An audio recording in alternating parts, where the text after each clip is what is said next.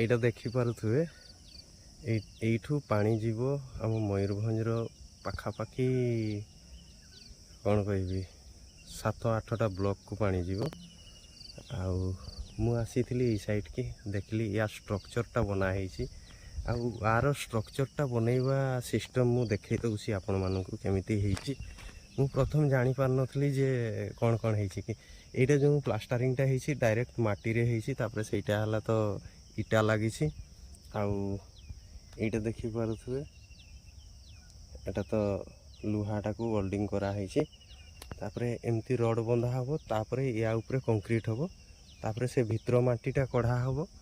ଏଇ ଯେଉଁ ଭିତରେ ମାଟି ଅଛି ସେଇ ମାଟିଟା କଢ଼ା ହେବ। ତାପରେ ୟାକୁ ଧୀରେ ଧୀରେ ଭିତରକୁ ପୁରା ହେବ। ଆଉ ଯାହାଫଳ କି ଦେଖିପାରୁଥିବେ ଭିତରେ ମାଟି ଅଛି ସେଇ ମାଟିଟାକୁ କାଢ଼ାଯିବ। କାଢ଼ିଲା ପରେ ବାହାରକୁ ଫିଙ୍ଗା ହେବ। ଇଏ ତଳକୁ ତଳକୁ ଯିବ। ଆଉ ଠିକ୍ ଏଇ ସିଷ୍ଟମ୍ରେ ହିଁ ବ୍ରିଜ୍ର ଯେଉଁ ବ୍ରିଜ୍ର ଯେଉଁ ଖୁଣ୍ଟ ଗୁଡ଼ାକ ହୁଏ ସେଇ ଖୁଣ୍ଟ ଗୁଡ଼ାକ ଏଇ ସିଷ୍ଟମ୍ରେ ହିଁ କରାହୁଏ। ଆଗରୁ ଗୋଟେ ଦ୍ୱନ୍ଦ୍ୱ ଥିଲା ଯେ କେମିତି ବନା ହେଉଛି। ଆଜି ଏଇଠି ରିଏଲ୍ ଦେଖିଲା ପରେ ଜାଣିପାରିଲି ଯେ ନା ଏମିତି ହୁଏ ବୋଲି। ତ ହାଇ ଫ୍ରେଣ୍ଡସ୍, ମୁଁ ଉମାକାନ୍ତ ମହାନ୍ତ ଆଉ ଜଲି ଉମାକାନ୍ତ ବ୍ଲଗ୍ସର ଆଉ ଏକ ବ୍ଲଗ୍ରେ ଆପଣମାନଙ୍କୁ ସ୍ୱାଗତ ଜଣାଉଛି। ବର୍ତ୍ତମାନ ସକାଳ 5:30 ହେଇଛି। ଆସିଥିଲେ ଆମ ବୁଢ଼ା ବଳଙ୍ଗ ନଈ ସାଇଟ୍କୁ। ତ ଏଇଠି ପ୍ରୋଜେକ୍ଟ ଚାଲିଛି। ମୁଁ ଭାବିଲି କାହିଁକିନା ଆପଣମାନଙ୍କୁ ଦେଖେଇଦେବି ଏଇଠି ପ୍ରୋଜେକ୍ଟ କେମିତି ହେଉଛି।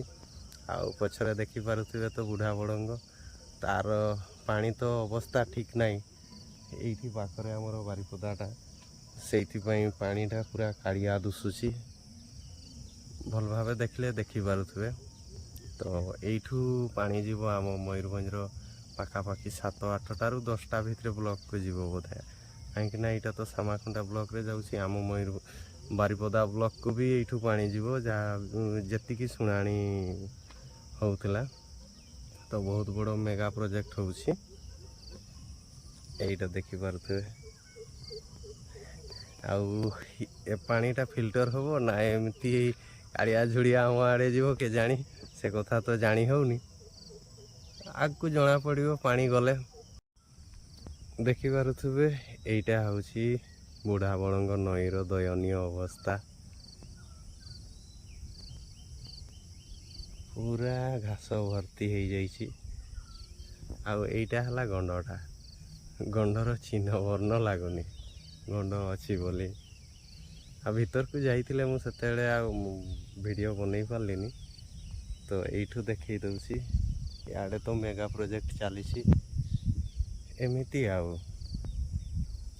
ଆମ ସେପଟେ ତ ଜଙ୍ଗଲ ଅଛି, ଏପଟେ ନଈ ଅଛି। ଟିକେ ଡିଫରେଣ୍ଟ ଲାଗୁଛି ଯେହେତୁ ଏଇଟା ଶ୍ୱଶୁର ଘର ଏରିଆ। ଆଉ ଜଲି ଆମର ତ ବସି ଯାଇଛନ୍ତି ଦେଖିପାରୁଥିବେ। ସକାଳୁ ଆସି କିଛି ନାହିଁ, ମୁହଁ ପୋତି ଦେଇ ବସି ଯାଇଛନ୍ତି। ମୁଁ ଆସିଛି କେବଳ ଭିଡ଼ିଓ ବନେଇବା ପାଇଁ।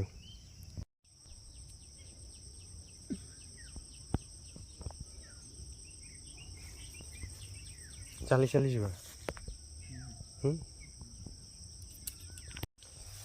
এইଠି ଦେଖିପାରୁଥିବେ ମାଛ ଧରିବା ପାଇଁ ଆମର ବୁଢ଼ା ବଳଙ୍ଗ ନଈର ପାରିବା ରାସ୍ତା କେରକମ ହେଇଛି।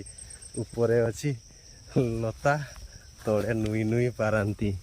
ଆଉ ଦେଖିପାରୁଥିବେ ଏମିତି ନୁଇ ନୁଇ ପାରନ୍ତି ଏଇ ସାଇଡ଼୍ରେ। ଆଉ ଏଇଆଡ଼େ ଆସିକି ମାଛ ଧରନ୍ତି। ଯେତିକି ନଟା ଫଟା ହେଇଛି ଆସିବା ପାଇଁ ବି ଭୟ ଲାଗିବ। ରାସ୍ତାଟା ମୁଁ ଆଉ ଥରେ ଦେଖେଇ ଦେଉଛି, ଦେଖନ୍ତୁ କେତେ ସୁନ୍ଦର ଲାଗୁଛି। ଏଇଟା ରାସ୍ତା। ସିଆଡ଼େ ଆମ ଜଲି ନାନୀ ଛିଡ଼ା ହେଇଛନ୍ତି।